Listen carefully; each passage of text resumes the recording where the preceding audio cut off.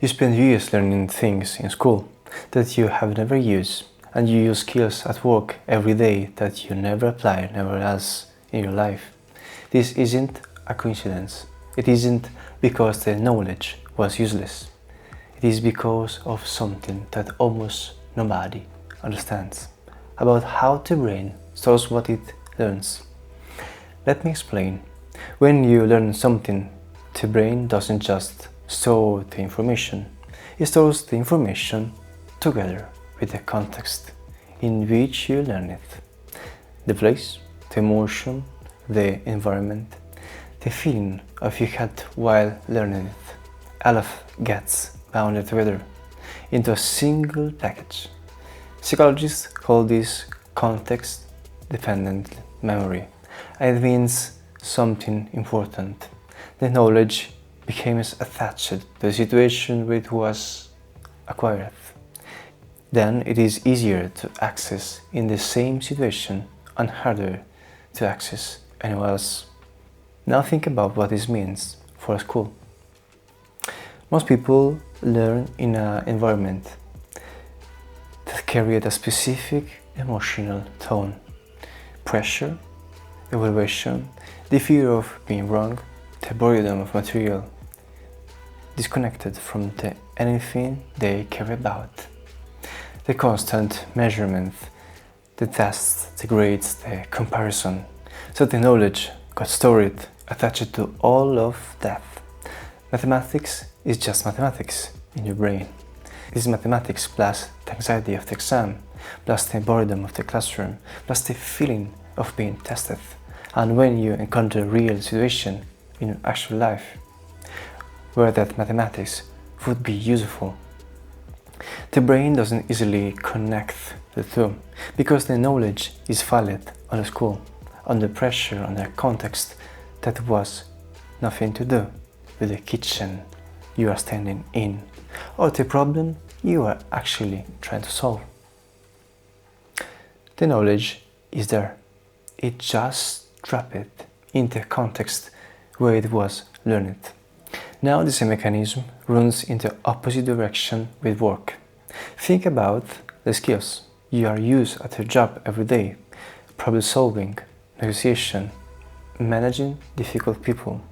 Planning under pressure breaks a large task into steps. Staying calm when something goes wrong. Those are genuine skills, sophisticated ones. You have spent years developing them, and most people never apply them to their own personal lives. The same person who manages a complex project at work with a calm and structure goes home and handles a personal problem with panic and avoidance. The skill exists, it just filed under work, attached to the context, and it doesn't automatically transfer to the personal context, where it would be equally useful. The person who negotiates contracts all day at work can't negotiate with her own partner. The person who breaks down an enormous project into manageable steps looks at their own personal goals as one overwhelming possible mess. The skill is right there, in the same brain, but it is trapped, this context where it lives. And here is the part that makes this worst. The negative emotion connotation. For many people, school carried negative emotion, pressure, judgment, failure, boredom. And work carries negative emotion too. Obligation, stress, the feeling of doing something you have to do, rather than something you could choose. And when knowledge or skill is bound together with negative emotion, the brain actively avoids bringing into the parts of life that feel good. You don't want to contaminate your free time with the feeling of work, so you unconsciously keep the skill locked in the work context, where it stays safely separated from the life you enjoy. And in doing that, you lose access to your own best capabilities in exactly the place where you most need them. Nobody ever thought how to move a knowledge across contexts. This is the real failure, how we are educated, not the information was wrong, that we were never taught the skill of transfer, how to take something learned in one place and consciously apply it in another.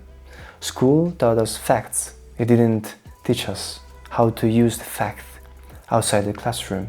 Work taught us skills, it didn't teach us how to use the skills outside the office. And so we walk around with enormous capabilities, looketh in a specific rooms where we first learn them. So what actually happens? The first thing is simple, to become aware of it. The next time you are struggling with a personal problem, ask yourself how I solve it, something like this, somewhere else, at work, in a different context, using a skill I already have, because very often you already know how to handle the thing. You just know how to handle it in a different room. The second thing is to deliberately strip the emotional connotation from the skill. The planning ability you use at work isn't just a work thing, it's just your ability. It belongs to you, not to the office, and you can take it with you into any part of your life without bringing the stress of work along with it. The skill and the context can be separated. It just has to be done consciously, because the brain will not do it automatically.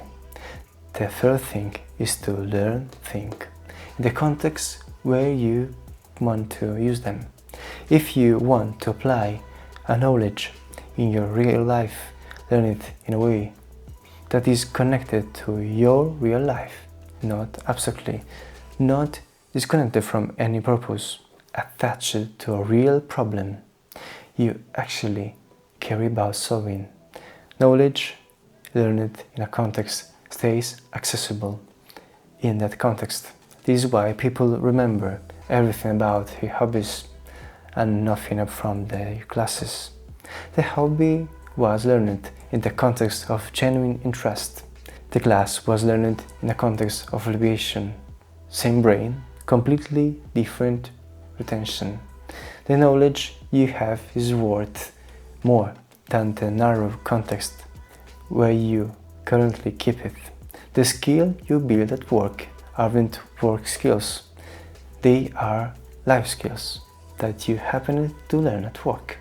And the moment you realize that, the moment you take them out of the room where they have been trapped, you discover you are far more capable in your life than you ever gave yourself credit for. You already have the tools. They have just been locked in the wrong room.